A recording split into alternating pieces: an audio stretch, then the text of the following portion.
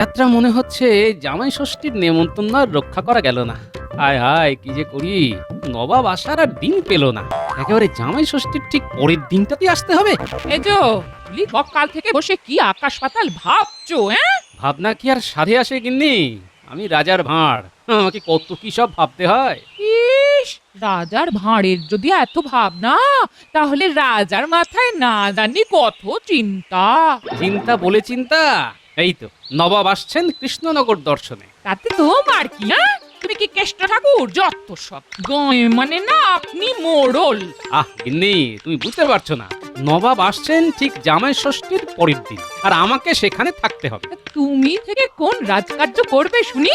তোমার জামাই ষষ্ঠী আছে, আর কারো না থাকতে পারে, তোমার আছে।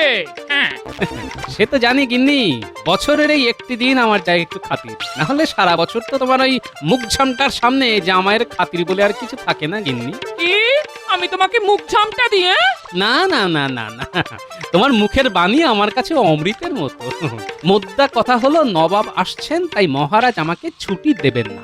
এই, আমি তোমাকে বলে দিচ্ছি, তুমি যদি না যাও আমি তো যাবই।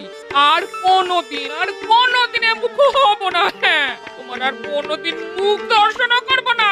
ভালো চাও তো মহারাজের কাছে গিয়ে ছুটির দরখাস্ত করো। হ্যাঁ,